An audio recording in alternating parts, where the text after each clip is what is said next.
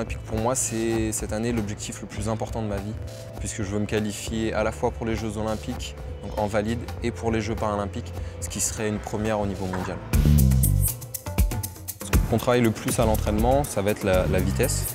Grâce au travail de puissance, on va pouvoir être plus rapide sur notre course d'élan et arriver plus vite sur la planche pour pouvoir aller plus loin. Les jambes sont l'essentiel puisque c'est notre moteur, c'est notre propulsion, mais les bras en fait vont être essentiels pour l'équilibre dans la course. Une belle performance, c'est lorsqu'on a réalisé un saut qui est très loin et la manière la plus simple possible en fait. C'est-à-dire qu'on a une efficacité avec le minimum d'énergie en fait.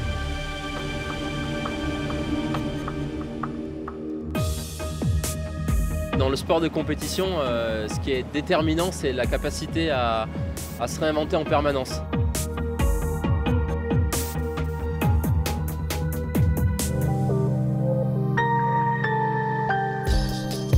Je prends beaucoup de plaisir, effectivement, à concevoir l'embarcation dans laquelle je monte.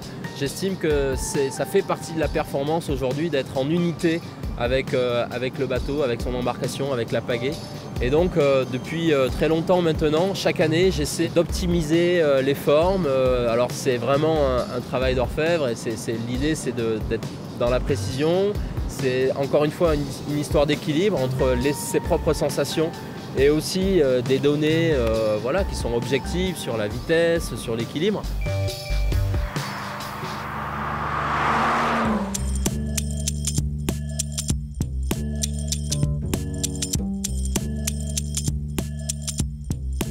Le sport, ça doit être avant tout de la joie, c'est une expérience humaine, c'est une grande introspection, parce que notre premier concurrent, c'est nous.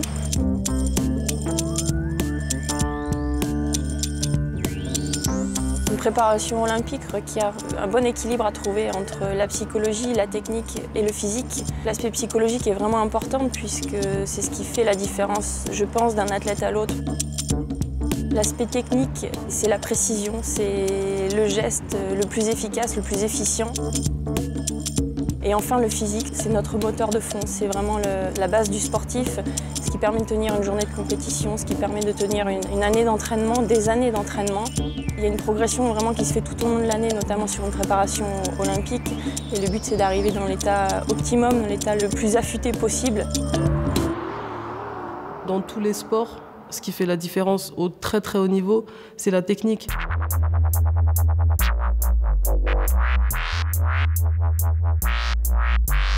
Un combat de judo, c'est 5 minutes, c'est beaucoup d'intensité, c'est beaucoup d'énergie et du coup, je joue beaucoup sur la rapidité, la tonicité et la fluidité.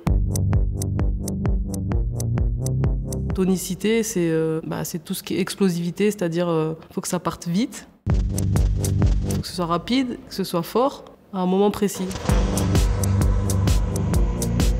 C'est ce qu'on recherche, quoi. C'est à un moment donné allier parfaitement la puissance et la vitesse, en fait. Dans ma conception du judo, un combat réussi, c'est quand j'ai réussi à placer mon ouchigari, ma technique favorite. C'est main en revers. On passe le bras comme ça et on fait basculer l'adversaire par-dessus l'épaule. Voilà. Mais à utiliser uniquement sur le tatami.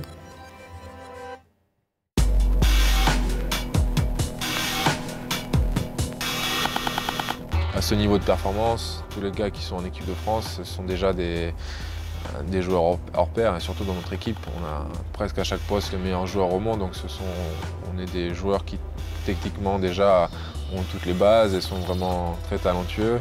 C'est un sport qui va très vite, où il y a beaucoup de contacts, donc il faut être en même temps très rapide, très bien coordonné, assez costaud pour encaisser tous les chocs. Et après, bien sûr, c'est un sport d'équipe, donc il faut aimer être avec ses coéquipiers, partager des moments avec eux, se battre sur le terrain avec eux. Donc voilà, beaucoup de qualités physiques, mais aussi mentales. Bien sûr, tu doutes, et ce doute est nécessaire à la performance, mais il faut savoir se servir de ce doute-là pour aller chercher, puiser d'autres forces, d'autres énergies qui vont te permettre de gagner.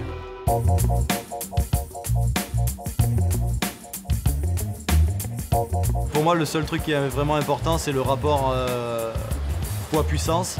Il faut faire attention, trop de masse musculaire, on coule dans l'eau, on n'est plus aquatique. Et pas assez, on n'est pas assez puissant, donc il faut réussir à trouver le juste équilibre. La course dure environ 55 secondes au maximum.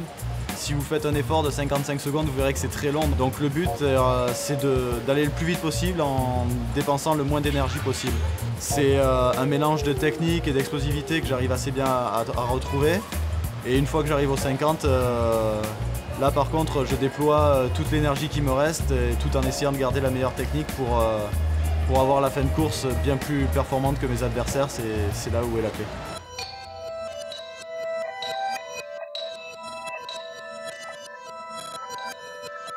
L'escrime, c'est un sport de précision, donc on a besoin de travailler, de répéter des gammes.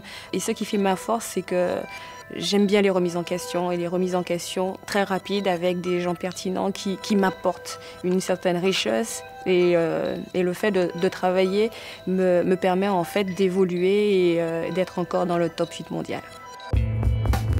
Parce qu'on a travaillé 4 ans et que tout au fil de la journée, on accède, je dirais, match après match à différents stades. Et lorsqu'on arrive et qu'on se dit, voilà, t'es championne olympique, là on se dit, voilà, nous sommes champions olympiques. Donc voilà, pour moi, la belle performance, c'est cette réussite collective.